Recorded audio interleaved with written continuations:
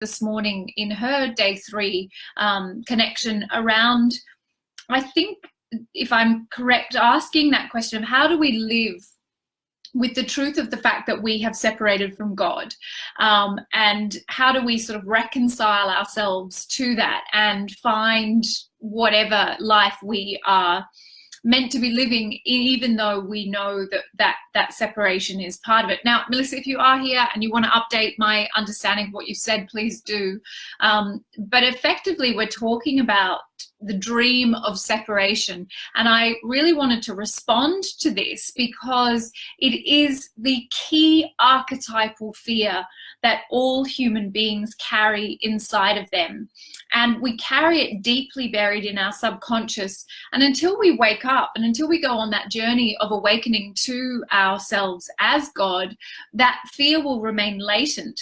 And when it starts to be uncovered and when we start to connect to it, as Melissa did today, we are actually evolving. And that's an incredibly beautiful truth of what you've connected into, my darling, is this is the next stage of your evolution. And it may be something that you've encountered before, and it may be something that, you know, it will definitely be something you encounter again, but it's an archetypal evolutionary stage of the awakening mystic, of the awakening seeker, that we will have to work with that fear of our separation.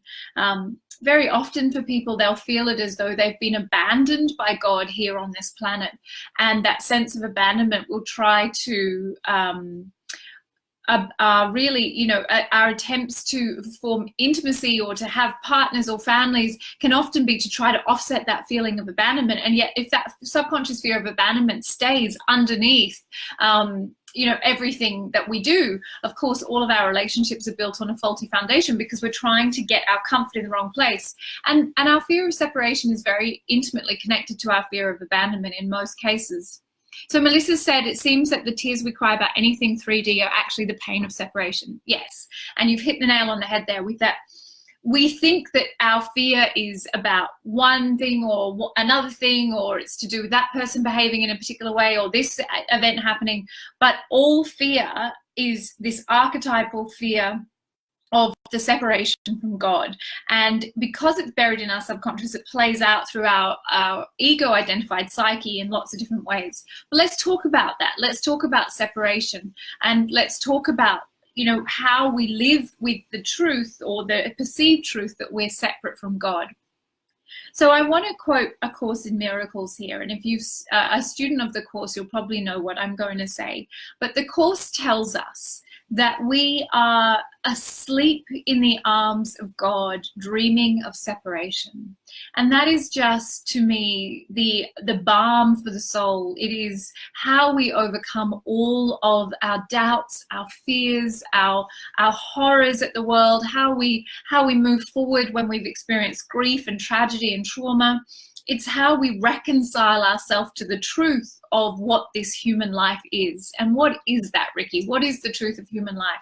Well, in my philosophy, human life that we are currently believing is a reality is nothing but a dream. But it's a very intentional and purposeful dream. It's not to say this life that we live in is a dream and therefore you can do whatever you want and nothing matters and blah, blah, blah, blah, blah. And therefore, you know, you can just check out and not take responsibility for anything. The dream of human reality is in service to our awakening. So we are asleep in the arms of God, dreaming of separation in order to wake up, in order to remember what we are, which is God, which is infinite, unlimited consciousness. And we've simply gone into this temporary amnesia in order to be able to condense our magnificent selves into this human form for a little time. Another example of that would be the image of the idea of the computer simulation or the video game, that we are inside of a simulation or a holographic projection that consciousness is creating, but the consciousness that's creating it is somewhere else, projecting consciousness, projecting itself into the dream in order for us to awaken. So we can work with any idea that we like, and that idea of the holographic universe and is written about in lots of different places. But the idea that what we're enacting in the dream of human life is simply a projection of our consciousness. That's not our individual consciousness necessarily, although it includes that. It's our collective consciousness, and more accurately, our collective unconscious. So we're walking around in a computer simulation, or, to cite my favorite spiritual text, the Matrix, inside of a matrix that is here to serve our awakening, but is not real. So we are not actually separate from God. And if we could reconcile ourselves to that truth, that we're here having an imaginary dream adventure in order to wake up, what we would inherit then is that we could inherit the blessings of this life, wake up in the dream, still fully participatory in the dream, still loving the people we love and doing the things we do, but without fear. Because the truth of what we are has never left us, and we are awakened to it, and suddenly we participate in the dream for what it is, which is an illusion, not a fixed permanent reality and the only reality we have. Now, if this all feels quite far out there for you, or if it feels like that's too much for your mind to handle, don't worry at all, because eventually the time will come where you will want to explore more. And things like The Matrix, the movie The Matrix, are part of the unlocking. The other things that you can watch are like What the Bleep Do We Know, and other resources like that do a beautiful Waking Life is another beautiful example of how we can really begin to explore the idea that reality is simply a projection of consciousness, and that it is an illusion designed to help us to awaken to the truth that we are infinite and unlimited, but that we have gone into a dream. We've gone to sleep in the dream in order to be able to tolerate it. So as you wake up, if you like, you can think of it like this: you graduate to higher and higher levels of consciousness so that you can handle having your full awakened self inside of the illusion. If you come into the dream and you're fully awake, it would hurt you. It would be intolerable. The suffering would be cruel. And so we go into the amnesia, to use Caroline Mace's term. We drink from the river of forgetting in order to place our consciousness in the dream, to do the awakening that the dream so beautifully serves us to do. And if we were here fully conscious, it would be an almost impossible task for us to be able to tolerate that powerlessness. But as we awaken inside of the dream, we gain those levels. We graduate from one level to the next level to the next level, which is why we must never assume that we've attained enlightenment at any point, because really you'll know when you're there.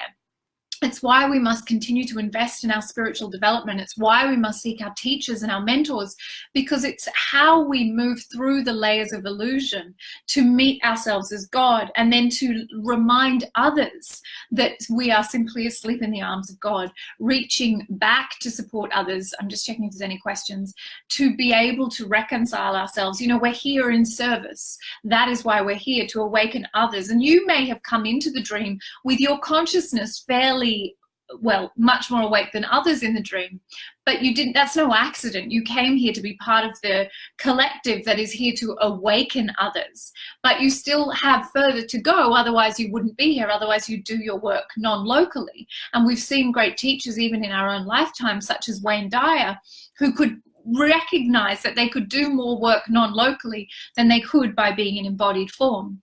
So how do we deal with that feeling of that illusion of separation? We devote ourselves to our awakening. I shared this somewhere else today, but I read, when I was studying in Bali recently with my teacher, one of my teachers, Uma Spender, looking at the goddess Kali. Kali is not interested in your happiness. She's interested in your evolution. And so often we try to use our spirituality as some kind of antidote for suffering, as though our spiritual seeking is going to earn us credit so that life will stop happening to us. And it's such a misnomer. Life won't stop happening because life is serving your awakening. And you could argue that the people who suffer the most are the ones who accepted the greatest challenge and the willingness to open and to evolve the most quickly. But we don't credit them for that. We don't tell that story. We say, oh no, poor them, they must have had a bad past life, or whatever other story that we tell, that, you know, that things have gone wrong. Things haven't gone wrong. We're here to evolve. But we've attached all this idea that we're here for security, and we're here for safety, and we're here for comfort, and we're here to protect our 4 or 5 little people that we decide are worthy of being part of our family because we gave birth to them, or we chose them and we married them, and that everybody else can go to hell in a handbasket. Or, you know, maybe our circle of safety is a little bit broader than that. But we don't look at all of humanity as part of being our circle of safety. And that's because we've been taught the dream of separation. And what I train my 3rd level priestesses to do is to overcome that belief, so that their circle of safety, those that they hold in the container or the vessel of their field, is as vast as all human consciousness, and maybe even bigger than that. Because our work as priestesses, as leaders and as mystics, is to step into service. And that means we forego comforts, and we forego the human ideas of comforts and illusions, to inherit the huge truth that we are infinite, unlimited consciousness. So our task is to keep reminding ourselves of our true nature by meeting ourselves in our devotion. Our devotion is the experience of ourselves as God. And not every day is it going to feel glorious. Some days it's going to feel like bloody hard work, but you keep turning up, because that discipline is what will get us to the truth of awakening. And yes, you need your teachers, and yes, you need your mentors, but you have to be in self-leadership and self-sovereignty around this work. And it's that combination. And then it's having the sisterhood, and it's having women who are walking the path with you, and it's having those who can lean back and show you the way. All of these elements combine to accelerate our awakening. But we are in a time of accelerated awakening. And what that means is we're in a time of awakening to the illusion of separation, so that we may overcome it, and that we may hold all as precious children of God, and we may care for the needs of all with equal measure, and not believe that if we cannot get to God on our own, we cannot get to infinite consciousness on our own, we cannot reach heaven on our own. To believe that you sorting out your own little piece of the earth and leaving everybody else to their own devices is in denial of the truth of what we are. Only one of us will arrive at the gates of heaven, because there's only one of us here. And I've gone further down the rabbit hole than I thought I would, but I hope, Melissa, that this is in some way responding to that question. How do we ease the suffering of the illusion of separation? Because some days it feels very real, even if we know that it's an illusion. We devote ourselves to knowing ourselves as God.